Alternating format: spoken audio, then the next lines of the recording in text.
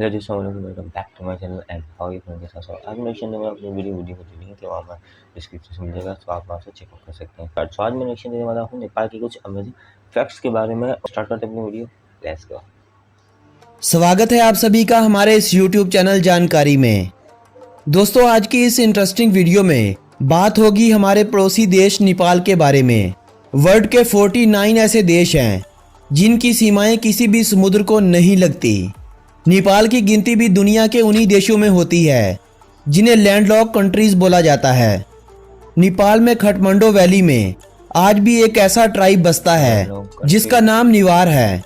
इनकी निवारी भाषा में नीपा लफ्ज से इस देश का नाम नेपाल निकला हुआ है। नेपाल का शुमार वर्ल्ड के गरीब और सबसे कम तरक्की करने वाले देशों में होता है। नेपाल देश का मुकम्मल नाम federal democratic Republic of Nepal है। खटमंडो देश की राजधानी और देश की सबसे बड़ी सिटी मानी जाती है। नेपाल वर्ल्ड के उन देशों में से एक है जिन देशों को आज तक दूसरा कोई भी जीत नहीं सका है।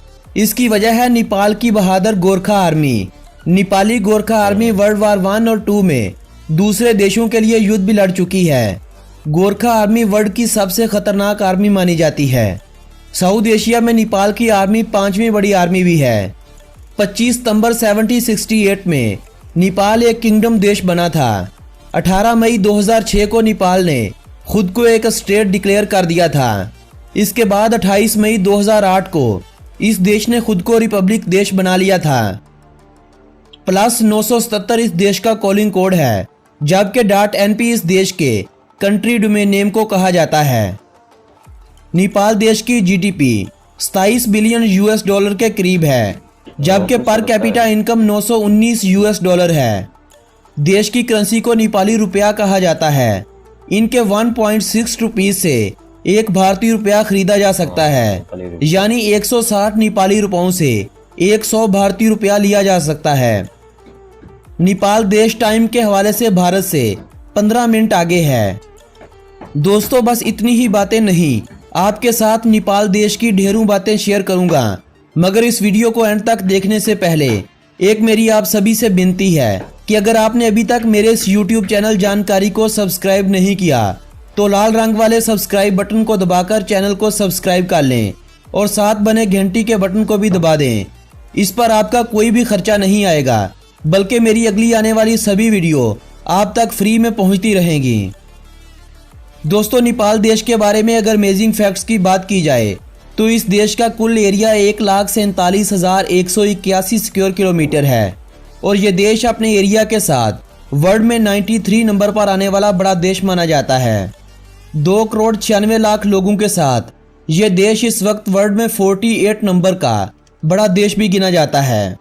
नेपाल देश में 81% लोग हिंदुइज्म से बिलोंग करते हैं, 9% बुद्धिज्म से, 5% इस्लाम से, 3% केरान धर्म से, 1.4% लोग ईसाई धर्म का पालन करने वाले भी इसी देश में बसते हैं, जबकि बाकी बचे लोग खुद को दूसरे धर्मों से जोड़ते हैं। यानी इस देश में हिंदुइज्म का पालन करने वाले लोग भारत से परसेंटेज में ज्यादा बसते हैं। लेकिन दोनों देशों में एक बहुत बड़ा फर्क देखने को मिलता है। जहां एक तरफ हमारे भारत में हिंदू मुसलमानों के कहीं ना कहीं पर दंगे चल रहे होते हैं, ऐसा नेपाल में बिल्कुल नहीं होता। नेपाल में हिंदू और मुस्लिम भाई भाई की तरह रहते हैं। जहां एक तरफ भारत में ज्यादा लोग मीट और सी फूड नहीं खाते, वहीं नेपाल जैसे देश में ये सब खाने के शौकीन बहुत ज्यादा मिलते हैं। नेपाल और भारत का एक बहुत बड़ा फर्क ये भी है कि भारत में एक अकेली लड़की के लिए ट्रैवलिंग करना बहुत कठिन होता है। उसे ये भी डर रहता है कि कहीं उसका रेप न कर दिया जाए। वही नेपाल जैसे देश में ऐसा कुछ भी नहीं है। नेपाल में एक अकेली लड़की जैसे मर्जी ट्रैवलिंग करे, लोग उसे प्यार देते हैं और उसे सम्मान मिलता है, जबकि हमारे भारत में अकेली लड़की को लड़के खा जाने वाली आंखों से देखते हैं। नेपाल देश में पहले खटमंडो जैसे बड़े शहर में दिन को 12-12 घंटे बिजली नहीं होती थी, मगर अब वहां ऐसा नहीं है। अब देश के कुछ एरियाज ऐसे हैं जहां ज्यादा लोड शेडिंग होती है। अब ज्यादातर एरियाज में बिजली 24 आवर रहती है। माना जाता है कि बुद्धिज्म का जन्म भी इसी देश में हुआ था। गौतम बुद्धा का जन्म भी नेपाल में ही हुआ था। बुद्धिज्म के इतना पास होने के बावजूद इस देश में बुद्धिज्म की परसेंटेज बहुत ही कम है। देश की सरकारी भाषा नेपाली है। नेपाली देश में सबसे ज़्यादा बोली जाने वाली भाषा भी है। देश में दूसरी सबसे ज़्यादा बोली जाने वाली भाषा मैथिली है, जबकि तीसरी ज़्यादा बोली जाने वाली भाषा भोजपुरी है। नेपाल में हिंदी बोलने वाले उर्दू भाषा बोलने वालों से कम हैं, मगर भारत के करीब होने की वजह से देश की ज़्यादातर जनसंख्या हिंदी उपयोग करना खूब जानती है। हिमालयाई मोनाल इस देश के नेशनल बर्ड को कहा जाता है। रोडोडेंड्रन का फूल, जिसे लाली गोरस भी कहा जाता है, नेपाल देश का नेशनल फ्लावर माना जाता है। गाय को नेपाल का नेशनल एनिमल माना जाता है।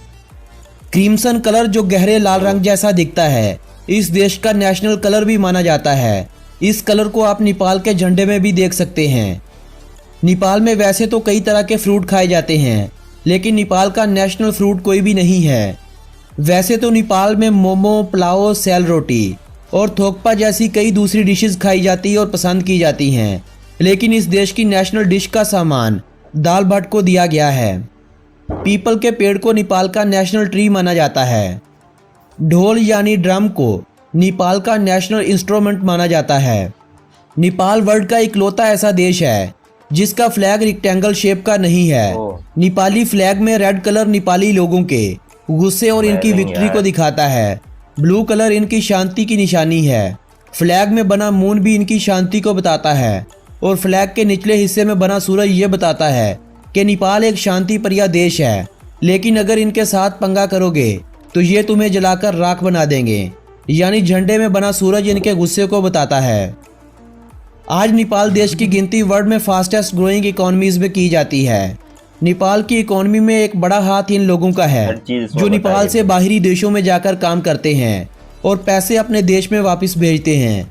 इसके बाद एक बड़ा हाथ टूरिज्म इंडस्ट्री का भी है।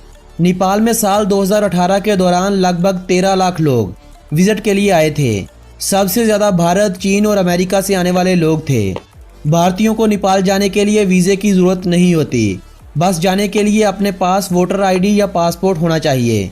जबकि श्रीलंका, मालदीव्स, पाकिस्तान, भूटान, बांग्लादेश और अफगानिस्तान जैसे देशों के लिए नेपाल ने वीज़ा फ्री कर रखा है।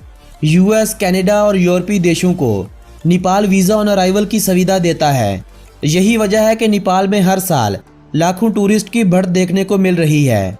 इन सब के अलावा ये देश गारमेंट्स, टी, कॉफ़ी, लेदर और दूसरी कई चीज़ें बेचकर अपनी इकोनॉमी में इजाफा करता है। नेपाल और पुर्तगाल देश का मैप लगभग एक दूसरे से मिलता जुलता है। नेपाल में पक्षियों की 900 से अधिक प्रजातियां हैं, जो दुनिया भर के पक्षियों की कुल प्रजातियों का 8.9% हैं। दुनिया की 4.2% तितलियां भी इसी देश में मिलती हैं। यही रीज़न है कि नेपाल को एशिया का अमेज़न भी कहा जाता है। दुनिया का सबसे ऊंचा पहाड़ माउंट एवरेस्ट इसी देश में पाया जाता है। हर साल हजारों tracker mount Everest base camp और काला पत्थर तक जाते हैं और दुनिया के सबसे ऊंचे पहाड़ माउंट एवरेस्ट की एक झलक देखते हैं। नेपाल की सीमाएं भारत और चाइना के तिब्बत के अलावा वर्ल्ड के किसी दूसरे देश से नहीं मिलती है। नेपाल में स्विमिंग, क्रिकेट, फुटबॉल, कबड्डी और डंडी व्यू बहुत ही शौक से खेली और देखी जाने वाली स्पोर्ट्स हैं। जबकि 2017 में वॉलीबॉल को इस देश की नेशनल स्पोर्ट्स बना दिया गया था। वेस्टर्न लोगों ने जिस पहाड़ को माउंट एवरेस्ट का नाम दे रखा है, नेपाल की तरफ रहने वाले लोग यानी नेपाली लोग इसे सागर माता कहते हैं और तिब्बती लोग अपनी भाषा में इसे कोमू कंगामा कहते हैं। नेपाल और चाइना के बॉर्डर भी इसी ऊंचे पहाड़ पर एक दूसरे से अलग होते हैं। इन दोनों देशों का ये बॉर्डर वर्ल्ड का सबसे ऊंचाई वाला बॉर्डर गिना जाता है। दोस्तों, कहा जाता है कि स्नोमैन यानी यैटी को इस देश में कई बार देखा जा चुका है। नेपाली इकोनॉमी का 32% एग्रीकल्चर से आता है। देश में ज़्यादा बोई जाने वाली फसलों में गेहूं, चावल, गन्ना और मकई हैं। 2015 में नेपाल देश में आने वाले एक जलजले ने तबाही मचा डाली थी। इस जलजले से 6000 से अधिक लोग मारे गए थे और 13000 से ज़्यादा इंजर्ड हुए थे। नेपाल के बड़े बड़े शहरों में अब 3G और 4G जैसे फास्ट इंटरनेट प्रोवाइडर तो मौजूद हैं, लेकिन देही इलाकों और छोटी सिटीज़ में आज भी लोगों को स्लो नेट का इस्तेमाल करना पड़ता है। नेपाल में तितलियों की 500 से ज़्यादा प्रजातियां पाई जाती हैं। नेपाल वर्ल्ड का एक ऐसा देश है जिसने ओलंपिक्स में कोई भी मेडल नहीं जीता है। पाकिस्तान, भारत और कनाडा के बाद नेपाल वर्ल्ड का चौथा सबसे ज्यादा सरसों का उत्पादन करने वाला देश है। चीन और भारत के बाद नेपाल अदरक की एक्सपोर्ट करने वाला वर्ल्ड का तीसरा बड़ा देश बन चुका है। नेपाली कैलेंडर भी नेपाल के दूसरे देशों से अलग होने का एक रीजन है। नेपाल में इस वक्त साल 2076 चल रहा है। नेपाल में एवरेज लाइफ 59 ईयर्स के लगभग है। नेपाल में लिटरेसी रेट बहुत ही कम है। नेपाल में इस वक्त लिटरेसी रेट 60% के आसपास है। 78 दुनिया के 10 ऊंचे पहाड़ों में 8 पहाड़ नेपाल में मौजूद हैं। फ्रेंड्स, ये थी नेपाल देश के बारे में जानकारी से भरी हुई एक प्यारी सी वीडियो। अगर ये वीडियो आप दोस्तों के नॉलेज बढ़ने की वजह बनी हो तो इस वीडियो को अपने फ्रेंड्स एंड फैमिली मेंबर्स के साथ व्हाट्सएप ग्रुप्स और फेसबुक वॉल पर शेयर करते हुए अपनी पसंद मुझे बताइएगा। मुझे खुश करने के लिए इस वीडियो को ज़्यादा से ज़्यादा लाइक कीजिएगा। नेक्स्ट वीडियो हम किस देश के बारे में बनाएं, कमेंट करके मुझे अपनी पसंद बताइएगा। एक नई वीडियो के साथ आप दोस्तों से बहुत जल्द मिलूंगा। तब तक के लिए मुझे अनुमति दें।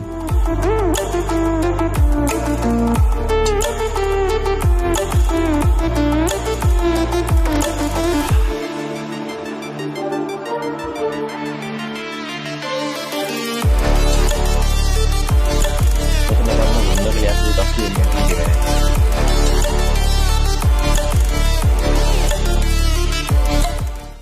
तो फिर आज मैंने रिएक्शन दिया नेपाल के फैक्ट्स के ऊपर, जो काफ़ी इंटरेस्टिंग रहा है।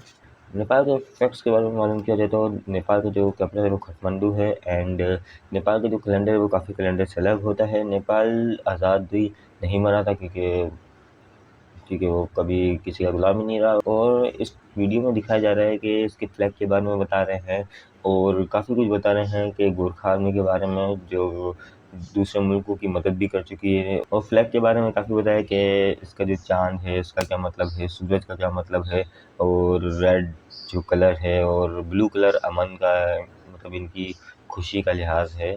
मेरे से हर चीज़ को एक्सप्लेन किया है, काफ़ी अच्छी लगी मुझे वीडियो। और काफ़ी कुछ बताया है कि एशिया का अमेज़न कहा जाता है नेपाल को, जिसमें तितलियों की प्रजाति और एनिमल और बर्ड्स काफ़ी मकदार में पाए जाते हैं, मतलब काफ़ी ज़्यादा होते हैं दूसरे कंट्री के लिहाज से। और इसका मतलब कि कास्ट के लिहाज से भी नेपाल में काफ़ी फेमस है। और रही बात माउंट एवरेस्ट की, जो दुनिया के 10 ऊंचे पहाड़ों में से 8 जो ऊंचे ऊंचे पहाड़ हैं वो नेपाल में ही मौजूद हैं। और सबसे अच्छा माउंट एवरेस्ट, जिसे भारत माता कहा जाता है। और भी काफ़ी इंटरेस्टिंग और अच्छी बातें बताई हैं और काफ़ी नॉलेज की बातें बताई हैं कि हमारे पड़ोसी मुल्क नेपाल में क्या क्या चीज़ें हैं। और घूमने के लिहाज से भी काफ़ी अच्छा मुल्क है, और जिससे इनके शूट्स लिए गए हैं, काफ़ी बेस्ट दिखाया गया है और उनको घूमने का भी दिल करता है। और अगर मौका मिले तो मैं तो ज़रूर जाऊँगा। एंड काफ़ी अच्छी लगी मुझे वीडियो। आपको वीडियो कैसी लगी, अगर आपको वीडियो पसंद आए तो लाइक करें, शेयर करें, कमेंट करें, बेल आइकन को प्रेस करें, चैनल को सब्सक्राइब करें ताकि आपको मैं जैसे नई वीडियोज़ मिलती हैं।